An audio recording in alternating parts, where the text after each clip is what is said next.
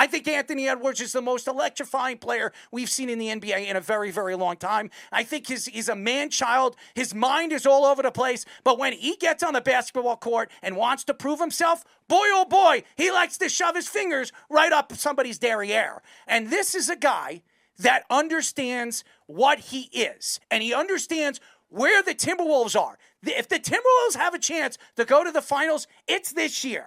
Because to me, who they're playing against in Golden State is an old team.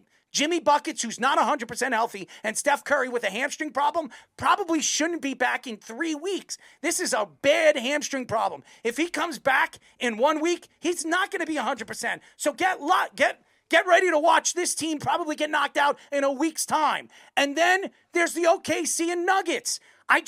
I don't think that any of those teams are going to scare me as good as Shai Alexander is and as good as Jokic is. I think this team is like up and down. Both teams are like up and down. I think the Timberwolves have the best roster. I think the Timberwolves understand what it takes to win after losing in the Western Conference Finals last year against the Dallas Mavericks. I just think that this is the year the Timberwolves could break through and go to the finals if they find a way to get Anthony Edwards in the game and his mind into the game and not with his goddamn video games. I watch enough of Anthony Edwards offset, and he's on social media, and all he's doing is playing on Twitch and doing all that stuff.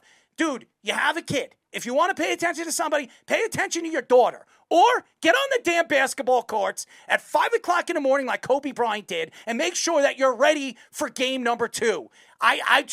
When you look at the talent that he provides on a basketball court, how many players could say they're as talented as this player? He is as good as anybody we've seen in United States basketball since, I think, in the last 10 years. That's how good he is. LeBron James says that this guy could be the face of United States basketball for the next 20 years. But guess what? He doesn't want to be. And stop this crap. Go out there and show everybody why you're special. Go out there and don't let your coach bitch you after the game and show you that you can't be a leader of this team. You are the leader. You're the face of United States basketball. You're the face of the NBA. Go out there and show everybody who you are. Not tell everybody, show everybody. And take responsibility when you're not playing good. That's what a leader does. Don't sit back there and say, we all didn't play well. Go out there and tell people, I didn't play well.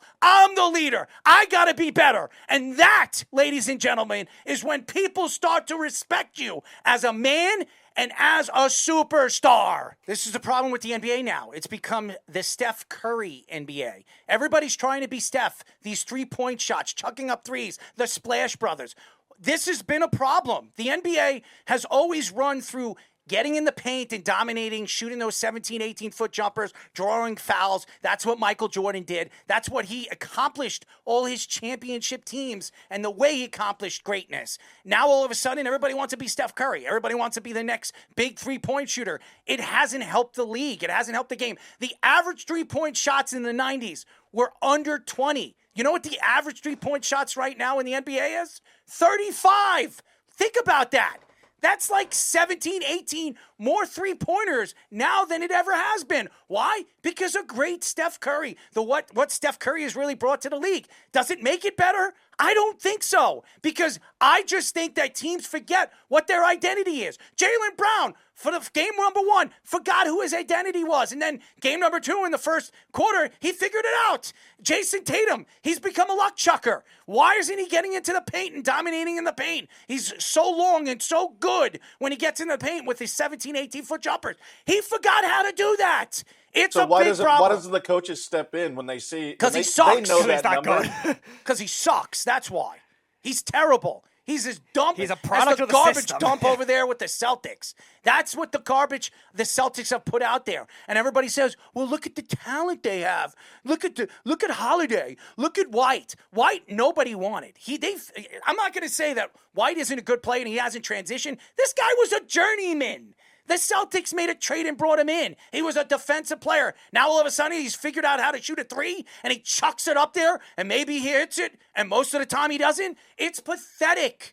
And that's what the NBA is. That's why nobody watches the regular season. It's become a three-point game. Let's play horse, ladies and gentlemen. Let's be Steph Curry. Let's shoot from the let's shoot from the middle of the court and see if we can hit it 5 out of 10 times. It's boring. The NBA has become boring because they all want to be Steph. That doesn't take away from his greatness. It just takes away from the game and what the game has developed over the years. The Kobe Bryants, the fadeaway jumpers, or the Shaquille O'Neals, power and beat you inside. The Patrick Ewings, or the Elijah Wan, the Dream, shooting those fadeaway jumpers. And we all remember what happened in 94 when John Starks decided, hey, you know what? I'm going to shoot 17 three-pointers. What happened? They lost to Olajuwon in Houston when they were a shoo-in to win the championship up 3-2. That was the Knicks. It has become horrible. And if you're a Knicks fan, stay away from the three. Do what you're doing right now. It's working for you.